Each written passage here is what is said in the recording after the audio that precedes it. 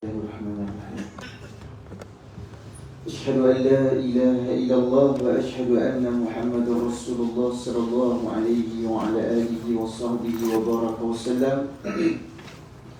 اللهم فقهنا في الدين وعلمنا التأويل واهدنا إلى صراطك المستقيم ولا حول ولا قوة إلا بالله العلي العظيم. رب اشرح لنا صدورنا ويسر لنا أمورنا واحلل عقدة من ألسنتنا يفقه أقوالنا. اللهم فقهنا في الدين وعلمنا التأويل واهدنا إلى صراطك المستقيم ولا حول ولا قوة إلا بالله العلي العظيم. رب يسر ولا تعسر، رب تمن بالخير. المحترم العلم علماء في هذا المكان المبارك، صاحب الفضيلة سيد الإمام وسيد البلال وكلكم جماعة، بارك الله فيكم وأحسن الله إليكم.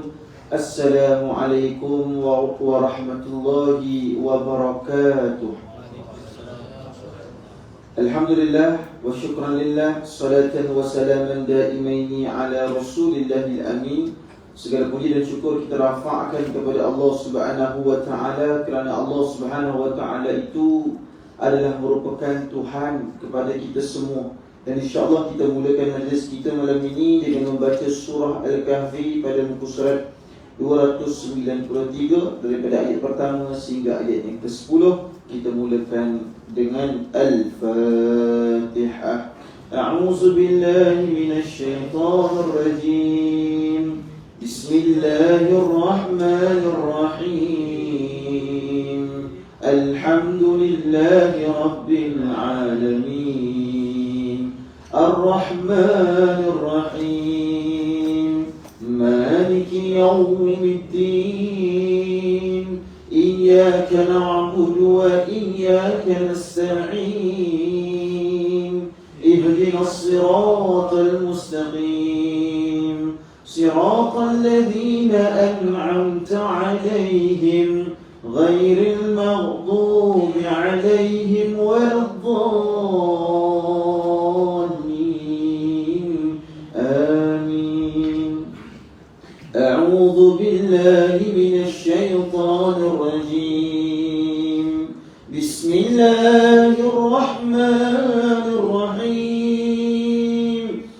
Alhamdulillahilladzi anzala 'ala 'abdihi al-kitaba wa lam yaj'al lahu 'iwaja qayyiman liyunzira ba'san shadida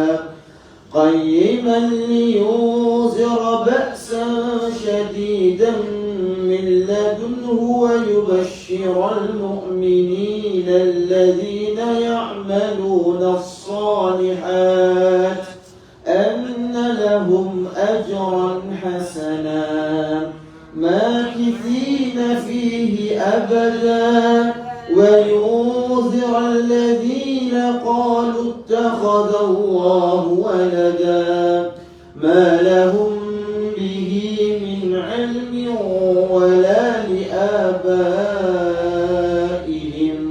كبرت كلمة تخرج من أفواههم إن يقولون إلا كذبا فلعلك باخع نفسك على آثارهم إن لم يؤمنوا بهذا الحديث أسفا إنا جعلنا ما على الأرض زينة لها لنبلوهم أيهم أحسن عملا وإنا لجاعلون ما عليها صعيدا جرزا.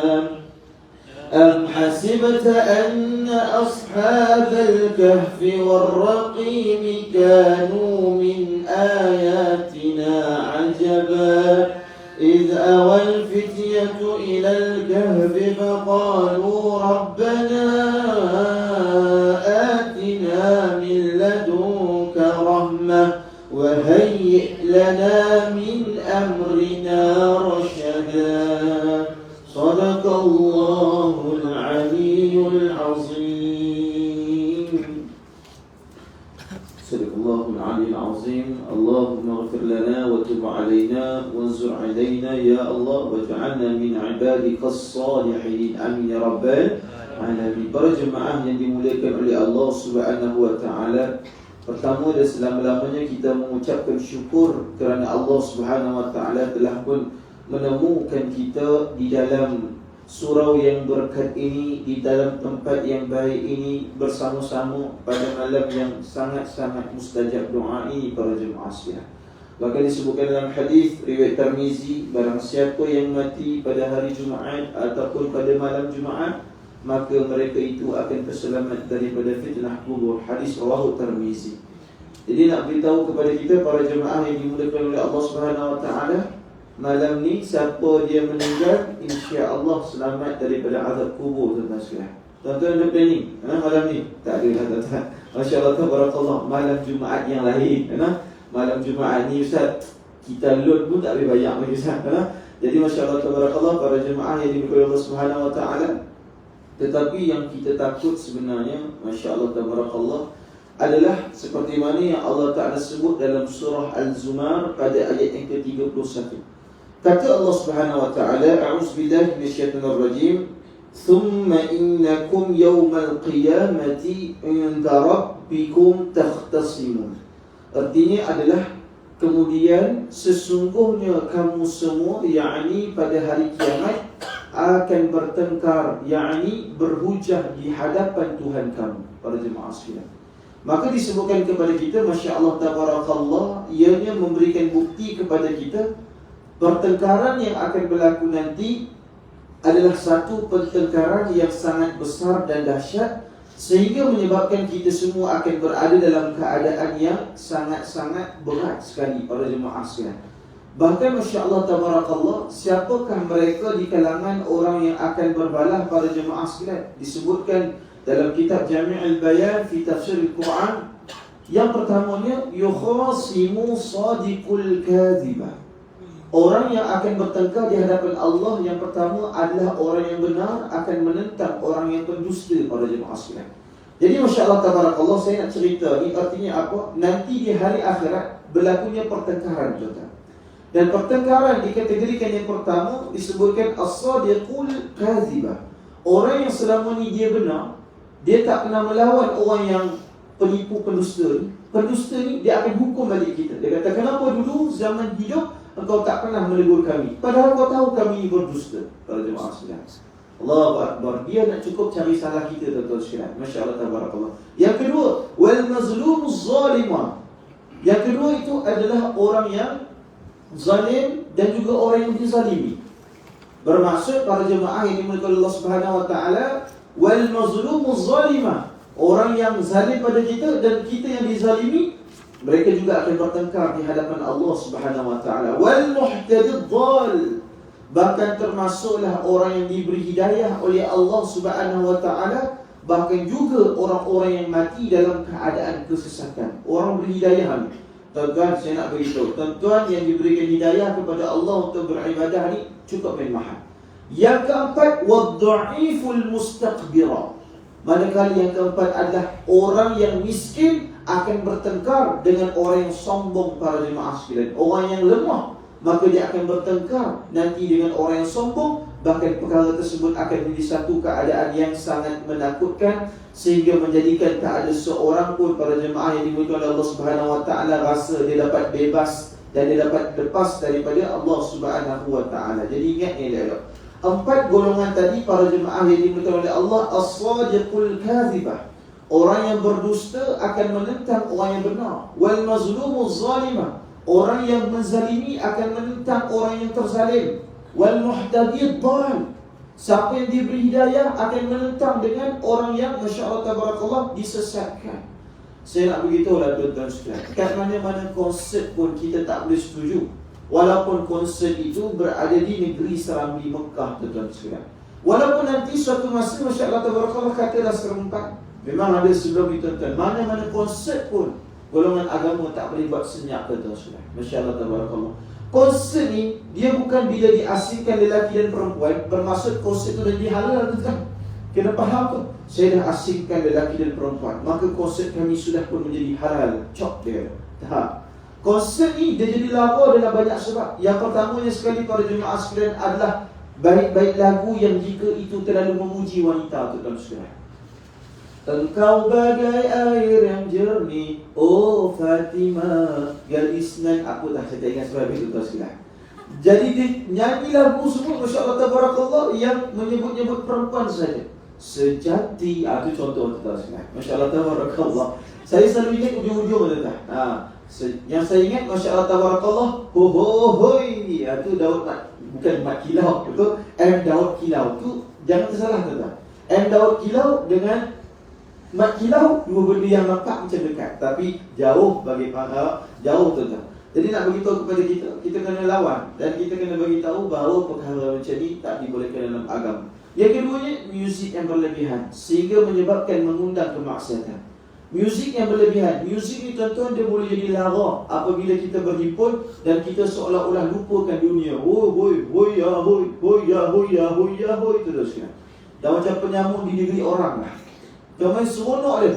Sampai lompat-lompat tak perasan, tuan-tuan. Dia pakaikan pelekat, tinggalkan pelekat ke bawah, tuan-tuan. Masya Allah Tabarakallah, hilangkan pelekat ada. Sebab tu saya nak beritahu, tak boleh. Dan dia, Masya Allah Tabarakallah, baik-baik lagu. Yang keduanya, musiknya, Masya Allah Tabarakallah. Yang ketiga, menyebabkan orang ni cinta betul dengan hiburan. Hiburan ni tak salah dalam agama, tapi jika dibuat satu majlis yang terlalu khusus, maka sebagai ulama sendiri berpandangan bahawa tidak ada rukhsah solat jamak kasar jika dia bermusafir atas tujuan hiburan semata-mata. Contoh, dia nak pergi tengok bola sepak dekat Johor, tuan-tuan sekalian. Ada ulama berpandangan bahawa dia pergi bukan tujuan apa-apa, dia bukan tujuan ziarah, dia pergi tujuan hiburan.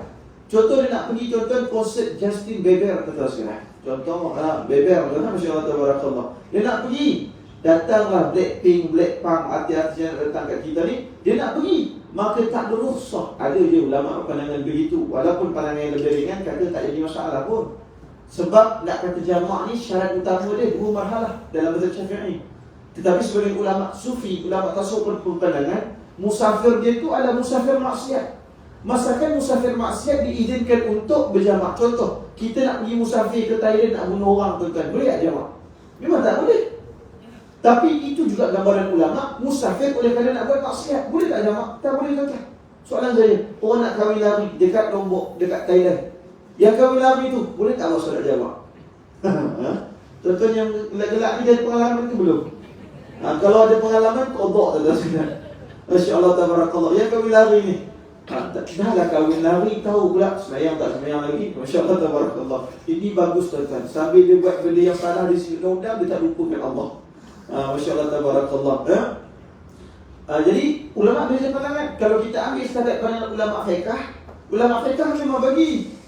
Masya Allah Tabarakallah, ulama fiqh memang bagi. Tapi kalau kita nak kata asbab yang mengizinkan jamaah tu adalah bagaimana isu pemusafaran yang baik. Wadha'iful mustakhbir. Dan orang miskin pula, tuan-tuan, dia akan bermunaqashah dan akan berada perdebatan yang paling teruk dengan orang yang sombong. Okey, soalan saya, siapakah golongan yang pertama akan berdebat nanti di hari akhirat? Siapakah golongan pertama nanti yang akan berdebat, yang akan bertengkar, tuan-tuan, di hari akhirat? Disebutkan kepada kita, kita jawab macam biasa. Saya tanya, saya jawab, tuan-tuan. Masya Allah Tabarakallah. Macam biasa. Berdasarkan hadis riwayat Ahmad, disebutkan kepada kita pada nombor hadis 17,372. Disebutkan, awwalu khasmaini yawmal qiyamati jarani. Artinya apa? Sesungguhnya orang yang akan berdebat paling awal di hari akhirat adalah jiran tetangga mereka, tuan-tuan sekalian. Ni, jiran yang tuan-tuan naik motor lalu depan rumah dia, tuan-tuan pergi semayang. Tadi imam kita doa, ya Allah, jadikanlah kami ini suka kepada solat berjemaah, tuan-tuan. Masya Allah Tabarakallah. Ada malam, ramailah. Ada malam, tuan-tuan sekalian, tak berapa nak ramai, tiang lagi banyak, langsir lagi banyak, tuan-tuan. Dah macam sah dia langsir, 1, 2, 3, 4, 5. Masya Allah Tabarakallah. Tapi nak beritahu kepada kita, para jemaah yang diberkati Allah Subhanahu Wa Taala, awwalu khasmaini yawmal qiyamati jarani. Kelompok yang pertama yang akan memerangi kita nanti di hari akhirat adalah jiran. Sebab jiran ni ada banyak hak. Yang pertama, hak hidayah. Hak hidayah. Bila kita dapat cahaya daripada Allah, hendaklah kita tuan-tuan menyampaikan kepada tetangga kita. Saya ada kat surau saya dulu, ada seorang perempuan ni, dia pergi surau, kadang-kadang ada aktiviti kat luar, relax tak pakai tudung tuan-tuan sekalian. Saya ni anak imam. Jadi bila saya tengok perbuatan macam itu, saya tak selesa tuan-tuan. Tapi ramai orang tak berani tegur sebab bapa dia dikategorikan sebagai abang-abang lah di kawasan tu. Kira abang-abang besar lah di kawasan tu. Orang tak berani tegur. Maka saya teringat balik apa yang saya pernah belajar dengan Mat Kilau dulu tuan-tuan. Apa yang saya pernah belajar dengan Mat Kilau dulu. Keris yang menyilau, namaku Mat Silau tuan-tuan sekalian. Saya adik dia silau tuan-tuan sekalian. Dan buka spek mata, silau terus. Jadi pada jemaah sekalian, saya pun teguh. Saya kata, Assalamualaikum dik. Saya panggil dia dik, padahal umur lebih kurang sebaya. Tapi sebab nak nampakkan macam saya ni pakcik-pakcik tua-tua, saya cakap dekat dia, dik, Masya Allah, Tabarakallah, surau ni bukan saya punya. Dan saya pun bukan wakil daripada surau ni. Surau ni adalah tempat adik, tempat saya, kita sama-sama nak besarkan Allah Ta'ala. Cuma dik, Masya Allah, Tabarakallah, tempat ni tempat mulia. Adik sangat diraikan untuk datang ke tempat ni. Kami sangat gembira. Bahkan ini tempat terbuka. Ini adalah tempat adik, adalah bukan tempat saya pun. Cuma saya minta adik, kalau boleh, Masya Allah, Tabarakallah tu, cubalah. Kalau boleh tutuplah kepada itu. Sebab saya takut nanti datang fitnah dalam agama ni. Masya Allah, Tabarakallah. Saya cakap macam itu tuan-tuan. Lepas tu, saya cakap, itu je saya nak pesan. Janganlah ambil hati, apa yang saya buat ni adalah kerana Allah Subhanahu Wa Taala. Saya tak ada apa-apa kepentingan. Saya bagi salam dekat dia, saya pun gerak tuan-tuan yang dimuliakan oleh Allah Subhanahu Wa Taala. Lepas tu saya tunggu, ada tak bapak dia datang? Tak datang. Masya Allah, Tabarakallah. Waktu tu saya dah mula mengasah tuan-tuan sekalian. Ada pasal kita tegur dalam keadaan yang betul-betul memuliakan, langsung tanpa merendahkan. Masalahnya kadang-kadang orang masjid surau ni tuan-tuan, dia bagus lah. Tapi dulu dia pernah jadi abang besar. Jadi dia pergi usia tua dia, bahasa keras lagi. Pernah kena tempik ustaz. Ada pun ustaz yang kena tempik. Ustaz tu datang, dia tak tahu dia tu ustaz. Ustaz tu parking, dia kata, tak boleh kau parking kat luar? Dia kata, dia cakap macam tu ke ustaz tu. Tak boleh kau parking kat luar? Kat luar tu kan tempat visitor, parking kat situ. Dia cakap macam tu. Saya minta maaf lah. Saya kata saya nak tumpang semayang dekat sini. Boleh. Masya Allah, Tabarakallah. Dia kata, dia dah bagi hamun tuan-tuan sekalian. Lepas tu tumpang semayang, tengok-tengok ustaz tu naik pergi kuliah. Habis tu dia minta maaf. Minta maaf dengan ustaz.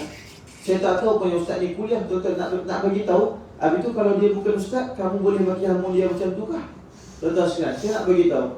Rumah Allah ni bagus tuan-tuan. Kita ada semangat, rasa macam kita ni nak jaga rumah Allah ni. Rasa kita memiliki ni tuan-tuan, itu bagus tau. Saya tak kata salah. Bila orang buat sepah, kita nak bagi bersih. Bila ada orang tak tutup air, kita nak suruh dia tutup air. Macam kita jaga kepentingan kita. Perasaan itu bagus. Dan itulah perasaan orang yang berjuang dalam agama. Dia rasa agama ni dia punya, tuan-tuan. Tapi bila kita bermuamalah dengan manusia lain, kawal semangat kita. Jangan sampai semangat kita buatkan orang lain jauh daripada rumah Allah Subhanahu Wa Taala, tuan-tuan. Itu je saya nak beritahu. Bukan 1, 2, 3 tempat, banyak tempat lah tuan-tuan. Mesti ada tara yang macam itu punya. Jadi tuan-tuan dia sembuh dulu. Lepas dah sembuh, kalau kena kat orang tu kena. Tapi kalau ni baru dia menyesal tuan-tuan. Bila dia menyesal, rupanya ada bahasa lembut. Masya Allah, Tabarakallah. Tapi bahasa lembut tu, dia tinggalkan untuk orang yang dihormat. Kalau dia tak hormat, kalau dia tak rasa boleh nak respect, maka dia tak tinggalkan bahasa lembut pun terhadap orang tersebut. Jadi sebab itu, Masya Allah, Tabarakallah, Subhanallah, Tabarakallah, saya nak beritahu. Maka kita ni, Subhanallah, Tabarakallah, antara perkara yang paling penting sekali adalah bagaimana keadaan tersebut. Itu saya balik-balik perbincangan kita berkenaan dengan hak jiran tadi, hidayah. Tegur dia, tak pakai duduk, tegur baik-baik. Yang kedua tuan-tuan, hak jiran ni apa dia? Hidangan yang kita makan. Hidangan yang kita makan. Apa yang jiran bau tuan-tuan, kita kena huluk sikit. Saya oleh kerana Masya Allah, Tabarakallah, orang tahu rumah saya ni rumah ustaz tuan-tuan.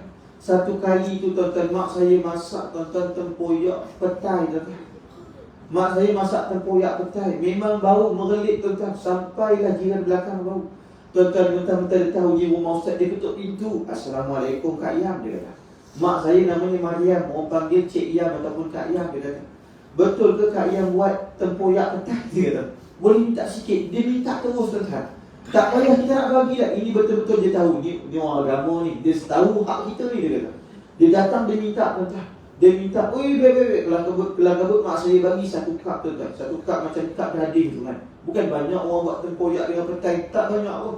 Dia pun dengan gembira, tuan-tuan, bawa balik. Hoi, ya, hoi. Hoi, ya, tuan-tuan. Sambil kaki dia kekang-kang, bawa balik, tuan-tuan. Kau main suka, muka kembang macam bunga setaman, tuan-tuan. Balik rumah, tuan-tuan sekalian. Tiba-tiba tuan-tuan malam datang balik ketuk pintu. Assalamualaikum Kak Ayam. Kenapa? Saya tadi bawa balik 1 cup. Rupanya bapak saya yang dialisis tu, dia boleh pergi bantai sampai habis, dia kata. Orang tua tu dah lah kena dialisis, dia kata. Dia bantai sampai habis. Boleh tak saya nak minta yang lain? Kau je, tuan sekalian. Tapi nak kata tetangga kita dia ada hak sebenarnya tu. Dia ada hak untuk merasai bauan yang sampai pada rumah dia. Kami bagi ya. Masya Allah, tabarakallah. Dan bila mak saya cerita tu, tergelak-gelak saya. Masya Allah, tabarakallah. Dia boleh datang kali kedua, tuan-tuan. Confident gila, tuan-tuan. Masya Allah, tabarakallah. Satu kali tu saya balik daripada umrah. Jiran kat bawah. Assalamualaikum, Ustaz Mu'ad. Dia hantar anak dia datang. Assalamualaikum, Ustaz Mu'ad. Bawa balik umrah kan? Mak nak sebotol air zam-zam. Selama dia ni cakap macam itu. Ustaz Mu'ad, ya, bawa balik umrah. Mak nak sebotol air zam-zam. Saya kata, ni gangster mana ni? Budak ni kecil besar je besar je tengok dia. Masya Allah, tabarakallah. Tapi kita tuan-tuan, boleh. Dalam hati, geram aku ni. Tapi jangan, Masya Allah, tabarakallah. Baru balik umrah ni kan. Tapi datang macam itu. Boleh tak kita elak kat dia? Saya minta maaf Zam-zam tak ada, zim-zim ada. Masya Allah, tabarakallah. Tak boleh. Maka bagi dekat dia sebetulnya kan besar mana pun tak macam ni. Tapi tuan-tuan, kalau jiran sampai berani minta kita untuk apa yang dia nak, bermaksud kita amanah dengan jiran tetangga kita. Pernah tak jiran ketuk pintu rumah kita minta daun pandan? Itu maksud kita bagus. Jiran ketuk pintu rumah kita, Masya Allah, tabarakallah, minta pinjam apa? Ada minta pinjam kunyit pun ada, tuan-tuan. Semua kalau nak pinjam tak ada masalah. Dia nak minta semua jangan dekat Assalamualaikum, boleh saya pinjam suami cik? Itu jangan, tuan-tuan. Engkau semua dah minta pinjam dengan suami-suami aku, kau dah minta pinjam kopi jahat kau jadi. Tuan-tuan sekalian, nak pinjam semua boleh. Jangan pinjam suami, tuan-tuan sekalian. Suami kita pun bukan boleh cair sangat. Dia dengar orang tu kata boleh pinjam, boleh ya. Dia yang jawab. Tuan-tuan sekalian, dia yang jawab. Masya Allah, tabarakallah. Itu masalah. Jadi sebab itu, Masya Allah, tabarakallah, para jemaah yang dimulakan oleh Allah Subhanahu Wa Taala. Jadi bakalan nanti berlakunya perdebatan, Masya Allah, tabarakallah, untuk kita memahami bahawa nanti di hari akhirat para jemaah sekalian, perdebatan itu akan berlaku, perdebatan yang amat berat sekali. Tapi tahu ke tak tahu para jemaah? Perasan ke tak perasan? Ada satu hadis riwayat Tirmizi cakap pada kita, "Idza aradallahu bi'abdin khairan." Barang siapa yang Allah Ta'ala ingin menjadikan dia sebagai seorang hamba Allah Ta'ala yang baik, maka Allah akan menjadikan dia ni istiqamah dalam beramal, selalu beramal. Lepas itu disebutkan, qalu wa kaifa yasta'milu. Sahabat pun bertanya kepada Nabi, wahai Rasulullah sallallahu alaihi wasallam, apa maksud kau kalau dia nak jadi baik, dia akan istiqamah beramal? Adakah siang malam pagi petang pegang tasbih? Tuan-tuan, Masya Allah, tabarakallah. Adakah Masya Allah, tabarakallah, asal jumpa orang subhanallah, pergi beli ikan keli, subhanallah, kira bawang, subhanallah. Tuan-tuan sekalian, pening kepala cashier tu, berapa semua dek? RM20. Subhanallah. Masya Allah, tabarakallah. Saya nak beritahu, Nabi jawab, bukan begitu. Kata Nabi, qala yuwaffiquhu li'amalin salihin qabla mautihi. Maksud dia apa? Artinya, mereka yang Allah Ta'ala kata akan istiqamah beramal, ibu-ibu, Nabi sahabat tanya, beramal yang macam mana wahai Rasulullah?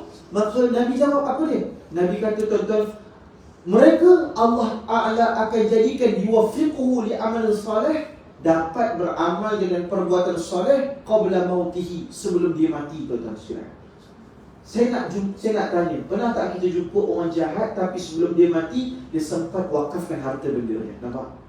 Jadi kalau kita jumpa orang macam itu memang signal dia insya-Allah husnul khatimah. Saya cakap tu je, tuan-tuan.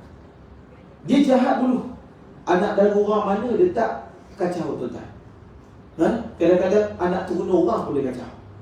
Masya Allah, tabarakallah, semua dia kacau. Barang apa dia tak curi dulu, semua benda dia curi. Tapi tiba-tiba dia nak mati, Tuhan bagi dia jadi baik kekal.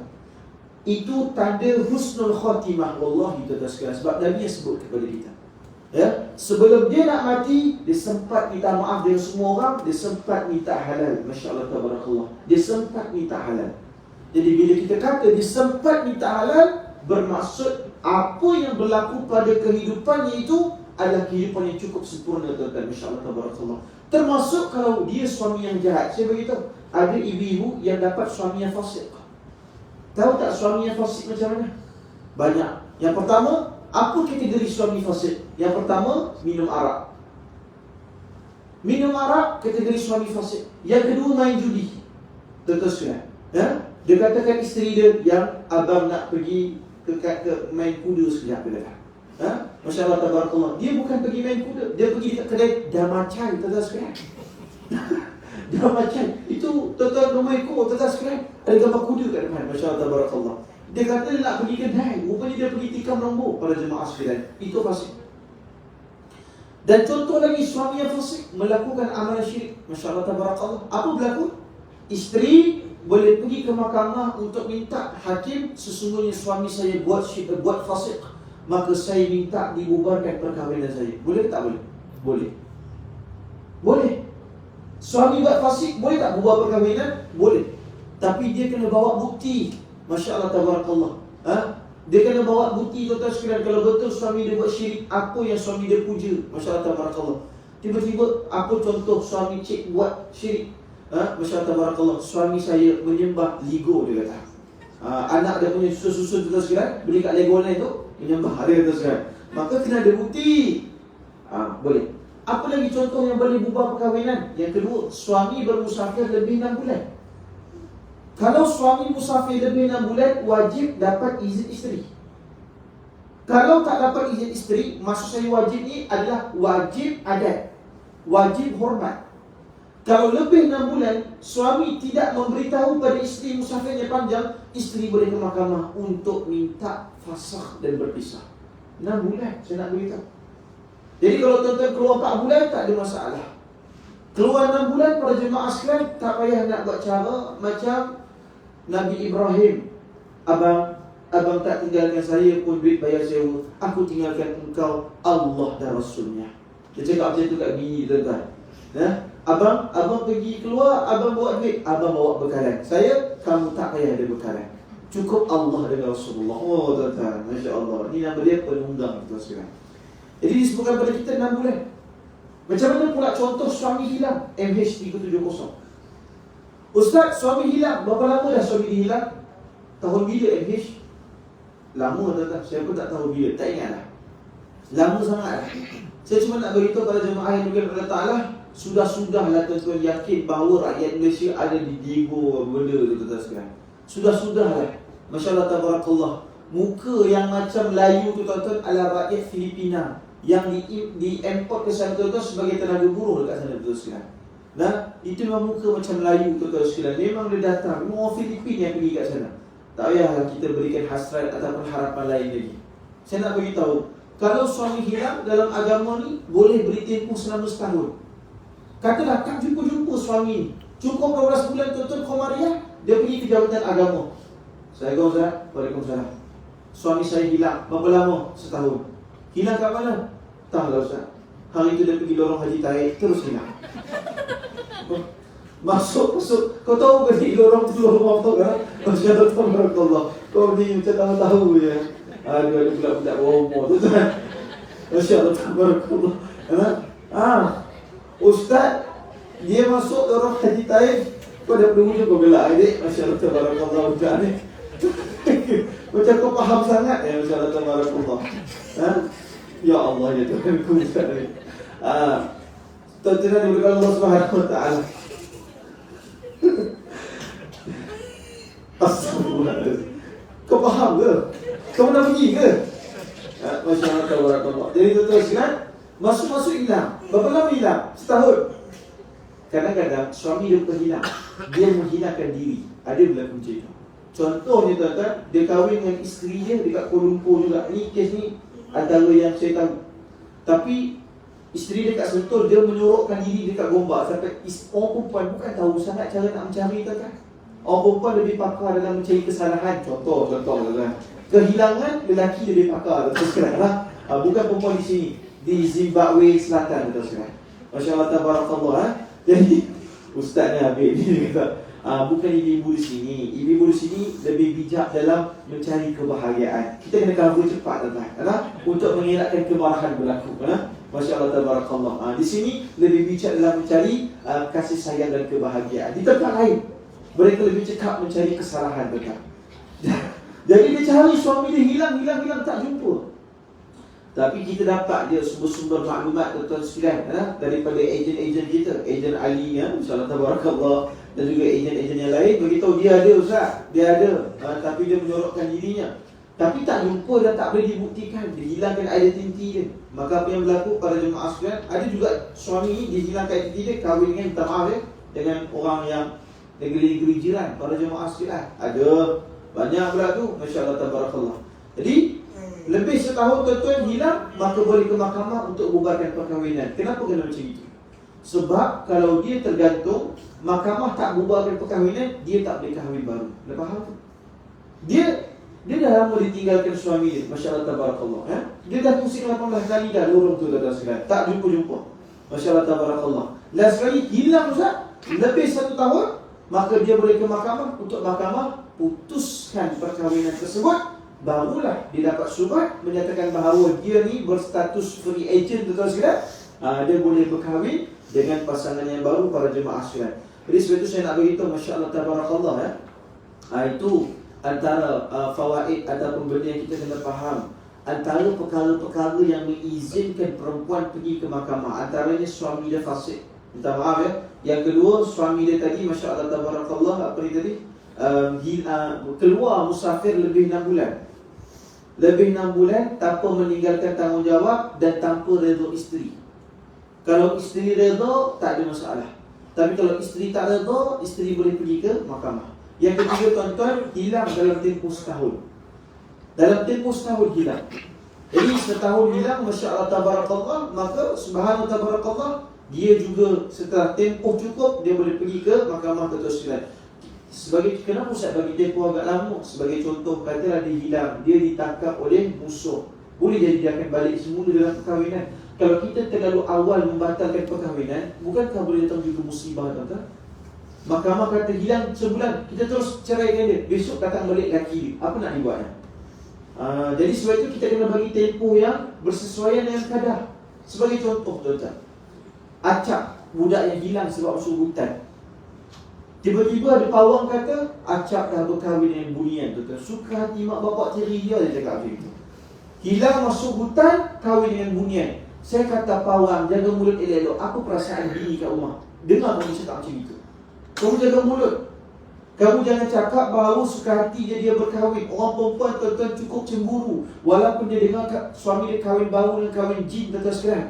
Abang kahwin dengan jin yang mana satu? Jin ifrit dia kata. Cemburu dia tuan-tuan. Walaupun kahwin dengan jin ifrit tuan-tuan sekalian. Betul. Masya-Allah tabarakallah. Tak boleh macam itu. Jadi sebab itu saya nak beritahu para jemaah yang dimurkai Allah Subhanahu Wa Taala, tak boleh. Jadi tempoh hilang mesti tempoh 12 komariah tuan-tuan. Cukup 12 bulan, masya-Allah tabarakallah, maka dia bolehlah batalkan perkahwinan. Nanti bila suami itu tiba-tiba keluar balik 2-3 tahun akan datang, suami dia tengok, katalah suami dia tiba-tiba terselamatkan, dia hilang kat mana-mana, jadi suami datang, maka suami dia sudah lagi tidak ada hak terhadap isteri dia. Tetapi suami dia ada hak terhadap anak-anak dia, tuan-tuan, dimuliakan oleh Allah Subhanahu Wa Taala. Yang itu kena faham para jemaah sekalian. Serta suami dia juga ada hak ke atas mertua. Ingat mertua sekali sahaja kita telah menjadikan dia mertua, selama-lamanya dia mertua kita, tuan-tuan. Mertua kita boleh urut pada dia, masya-Allah tabarakallah. Kita boleh bersalam dengan dia. Salam dengan mak ayah mertua, batal wuduk ke tak batal wuduk? Tak batal wuduk para jemaah sekalian. Masya-Allah tabarakallah. Jadi sebab itu para jemaah yang dimuliakan Allah Subhanahu Wa Taala, jadi saya nak beritahu apa dia? Masya-Allah tabarakallah, itu hal dan keadaannya sehingga menceritakan kepada kita mereka nanti akan balik kepada Allah Subhanahu Wa Taala, akan balik dalam keadaan yang begitu jelas pula. Okey, selesai.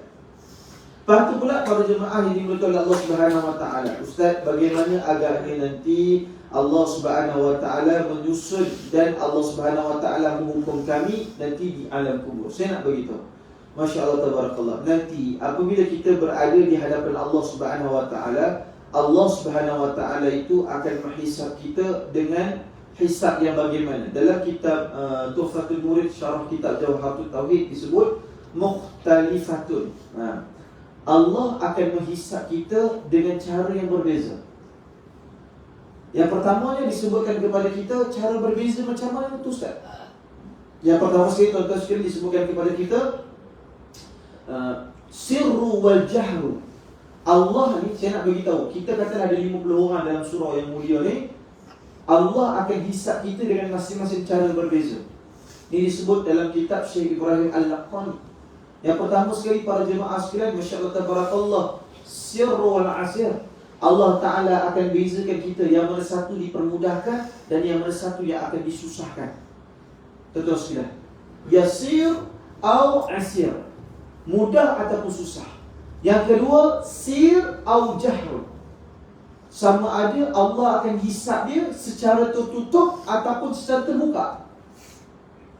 Yang ketiga, tuan-tuan, taubir, sama ada Allah akan menghisab dia secara dicelakakan, atau fadlan, ataupun Allah memberikan rukhsah, kelebihan untuk dia. Contoh macam pelacur yang bagi minum kepada anjing tersebut. Itu contoh hisab yang Allah Ta'ala permudahkan untuk dia. Jadi saya nak beritahu, tuan-tuan, bila kitab akidah bagi tahu kepada kita, Allah ni akan menyusun takdir untuk kita. Kita ni, cara hisab kita juga adalah di atas takdir Allah. Dengar tak?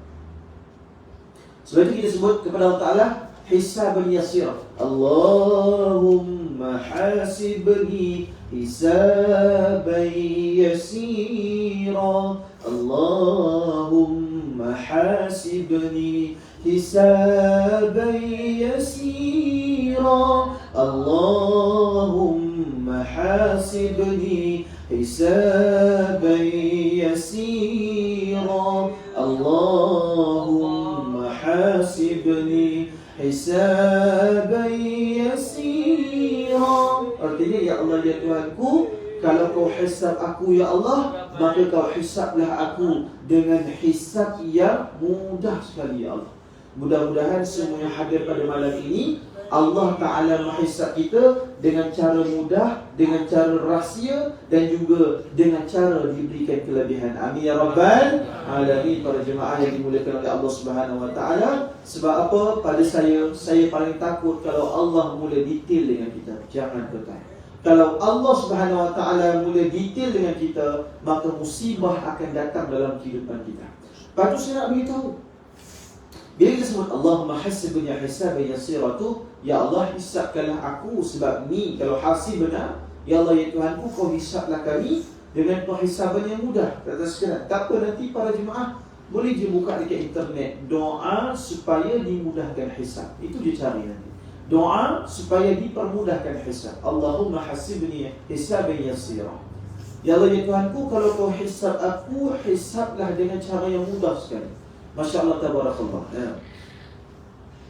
Cuma saya nak beritahu, kenapa kita minta macam itu? Sebab Nabi pernah beritahu kepada kita golongan-golongan yang akan muflis di hari akhirat. Golongan-golongan yang takungan ibadat dia akan bocor, tuan-tuan. Menyebabkan dia punya amalan ni tadi keluar sampai habis. Nabi sebut, atadruna mal muflisu. Adakah kamu ingin nak tahu siapakah itu orang-orang yang akan muflis di hari akhirat? Saya nak beritahu.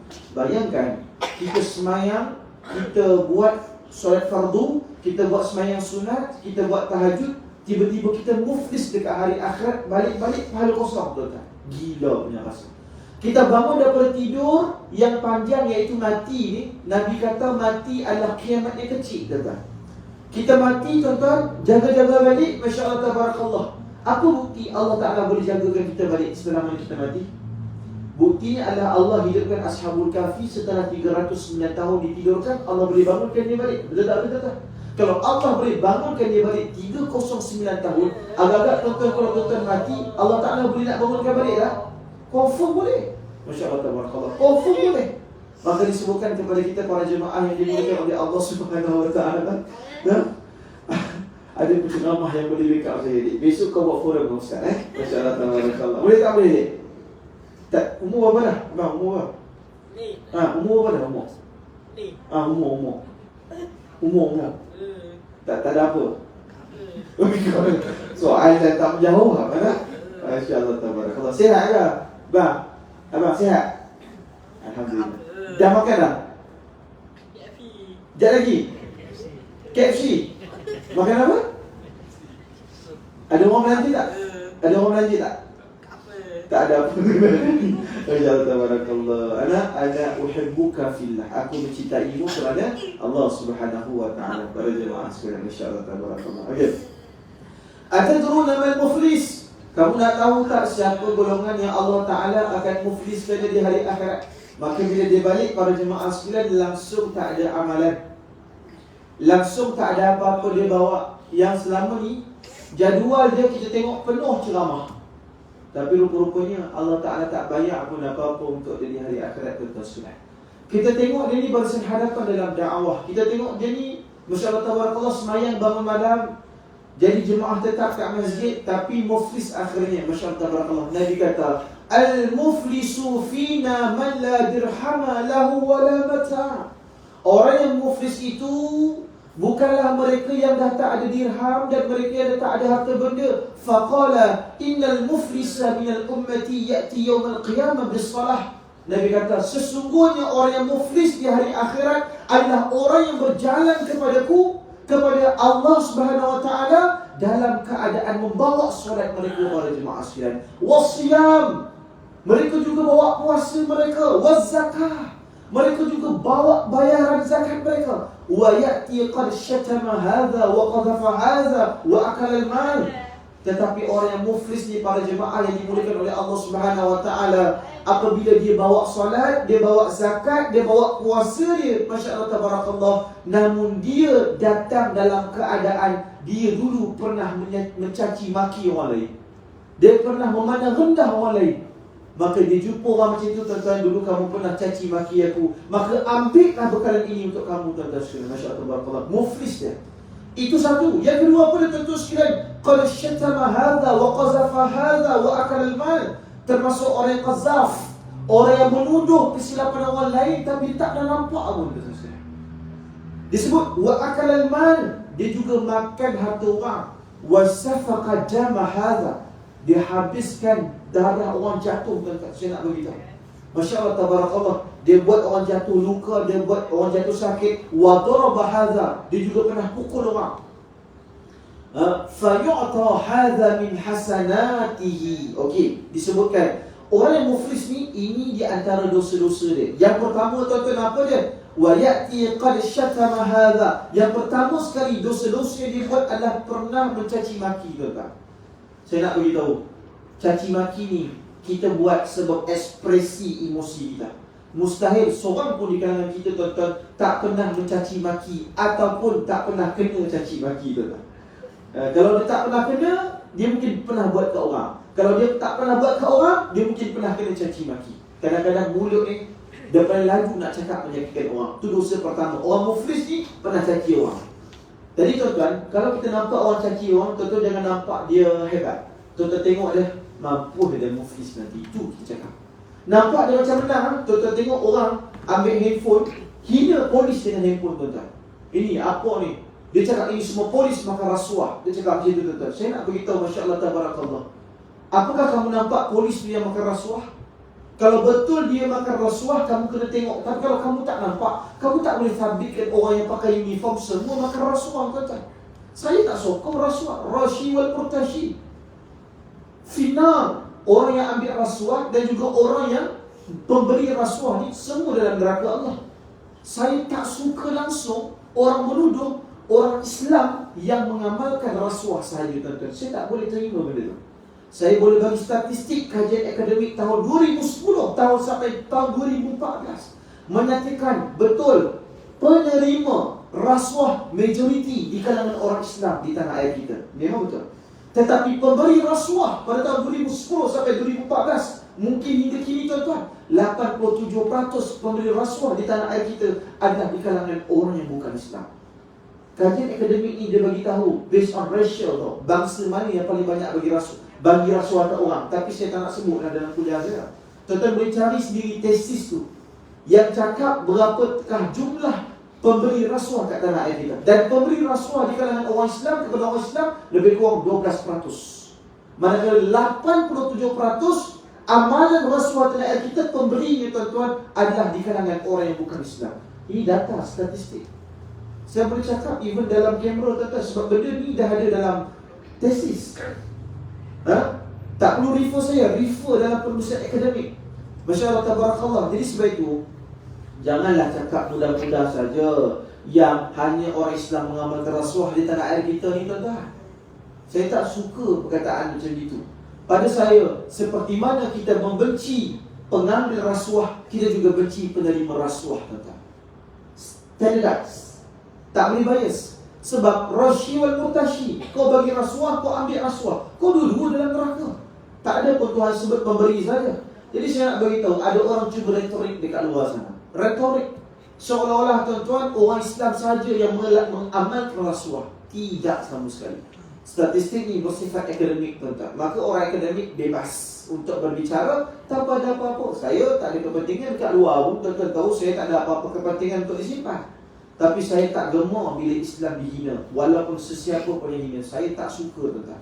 Dan disebutkan lagi kepada kita apa dia? Masya Allah tabarakallah. Wa qazafa haza. Kamu tak pernah nampak dia buat, tapi kamu tuduh dia buat. Walaupun tuan-tuan ada pengalaman peribadi, tapi yang buat tu mungkin pegawai itu saja, bukan satu kontinjen, bukan satu batalion. Jadi dia sajalah. Janganlah halakan seperti satu kontinjen. Wa akalal mal haza. Jadi yang pertama tadi, orang yang confirm muflis, dia kuat caci maki. Yang kedua tuan-tuan, wa qazafa haza, orang yang kuat menuduh tanpa bukti, confirm muflis. Kalau dia kata isteri dia curang, wajib disahkan di mahkamah isteri dia curang. Suami curang, wajib buatkan kes mahkamah. Tapi kalau setakat dia tengok suami dia follow Instagram Sajat tuan-tuan, jangan kata suami saya curang ustaz. Kenapa? Dia follow Instagram Sajat. Kenapa? Sebab dia belikan bengkong untuk saya. Baguslah tu. Dia kata dia nak bagi feed sikit. Masya Allah tabarakallah. Yang ketiga, confirm orang muflis wa akala mal, yang suka makan harta orang lain. Makan harta orang lain. Masya Allah tabarakallah. Kamu ambil projek, Masya Allah tabarakallah, kamu makan atas angin saja. Masya Allah tabarakallah. Naya kamu. Yang keempat, tuan-tuan sekalian, wasafaka dama. Wasafaka dama ni artinya orang yang menurunkan darah orang lain. Walaupun dia menjatuhkan darah orang kafir, tak boleh. Dia benci dengan orang kafir, dia jatuhkan darah orang kafir. Kecuali kafir harbi ya. Kafir harbi ni adalah kafir yang menentang Islam secara terang-terangan. Nampak tak klausa terang-terangan? Bukan bermaksud kafir harbi yang baru tulis saja. Tulis tu kita tak boleh jatuhkan dia harbi lagi, tapi kira harbi itu tuan-tuan. Yang nak betul-betul harbi ni, dia keluarkan senjata, dia benci dah. Itu memang betul-betul lah. Masya Allah tabarakallah. Para jemaah sekalian, yang keempat apa dia? Wa daraba haza, orang yang pernah pukul orang lain. Tuan-tuan yang mungkin pernah muda dulu, pernah kolek, pernah ambil orang, pernah kutip orang. Ini ayat-ayat orang Malaysia tuan-tuan. Budak tu dah kena kutip dah, pernah pukul. Ataupun kita pernah pukul junior-junior kita dulu. Masya Allah tabarakallah, di sekolah-sekolah asrama. Saya duduk sekolah asrama tuan-tuan, tahulah budaya buli ni macam mana. Masya Allah tabarakallah. Tapi saya berazam, saya takkan buli budak bawah saya. Masya Allah tabarakallah. Bila saya jadi senior, Masya Allah tabarakallah. Saya nak beritahu para jemaah sekalian, tak boleh. Disebutkan kepada kita, fayu'ta hadza min hasanatih, maka dia akan bagi semua kebajikannya. Baik-baik dia semua dia akan bagi. Wa hadza min hasanatihi fa in faniyat hasanatuhu qabla an yuqda ma alayhi ukhidha min khatayahu. Maka orang yang muflis ni, dia akan jumpa kelima-lima entiti yang dia pernah buat masalah ni tadi, yang dia pernah maki, yang dia pernah menuduh, yang dia pernah ambil hak orang lain, yang dia pernah jatuhkan darah, yang dia pernah pukul orang tu tadi. Maka dia akan jumpa orang tersebut dan dia akan bagi semua amalan dia. Dia akan bagi semua amalan dia para jemaah sekalian. Dan disebutkan fa in faniyat hasanatu qabla an yuqda ma alayhi ukhidha min khatayahu. Ketika mana amalan dia pun dah habis, maka pada saat ketika itu dia akan ambil dosa orang lain. Ini bukan cakap orang tua je, memang betul. Akhir zaman ataupun akhir masa nanti tuan-tuan, bila kita dah tak boleh banyak balik kebaikan dia, kita akan ambil balik dosa-dosa dia, kita tanggung tuan-tuan. Futri hajj alaih thumma turiha finnar. Sehingga kan tuan-tuan, Masya Allah, kesalahan-kesalahan mereka akan diambil lalu dipikulkan di belakang. Dia ambil dosa tu, berjalan tuan-tuan, berat gila. Dia seolah-olah membawa satu bebanan tan yang besar, bawa satu, dua. Tuan-tuan, dia tak boleh teruskan jalan ke syurga. Dia terjatuh di titian sirat. Thumma turiha finnar. Maka dia akan jatuh ke dalam api neraka Allah Ta'ala. Tuan-tuan, balik kuliah ni, menong ingat. Dulu pernah buat anaya kat siapa? Yang tuan-tuan pernah ambil kamera member dengan kodok hajat, tuan-tuan baling air daripada sebelah tu kan? Masya Allah, tabarakallah. Yang tuan-tuan tutup lampu dia, Masya Allah, tabarakallah. Orang tu seronok dengan kodok hajat, tuan-tuan tutup lampu dia. Tuan-tuan berterabur, tuan-tuan jatuh kat muka dia sekarang. Masya Allah, tabarakallah. Yang kita pernah buat anaya, cari balik tuan-tuan. Sebab saya sampai hari ni tuan-tuan, saya selalu ingat dengan siapa aku ada berhutang buat dosa dengan dia, supaya Masya Allah, tabarakallah, Allah Ta'ala ampunkan kita semua, dan Allah Ta'ala jadikan kita di kalangan hamba-hamba Allah Ta'ala yang beribadah kepada Allah Ta'ala. Wallahu a'lam. Jadi yang baik itu datang daripada Allah Ta'ala. Fakir miskin, banyak kejahilan diri saya sendiri. Panjang umur, mewah rezeki tuan-tuan. Kita jumpa bulan depan, Masya Allah, tabarakallah. Terima kasih banyak-banyak atas semua kehadiran. Saya sangat hargai di atas perhatian. Mudah-mudahan kita bertemu di syurga Allah dalam keridaan. Amin ya rabbal alamin. A'udzubillahi minasyaitonir rajim. Rabbana zalamna anfusana wa illam taghfir lana wa tarhamna lanakunanna minal khasirin. Rabbi yassir wa la tu'assir, Rabbi tamim bil khair. Wa sallallahu ala sayyidina Muhammad wa ala alihi wa sahbihi wa baraka wa sallam. Walhamdulillahi rabbil alamin. Assalamualaikum warahmatullahi wabarakatuh.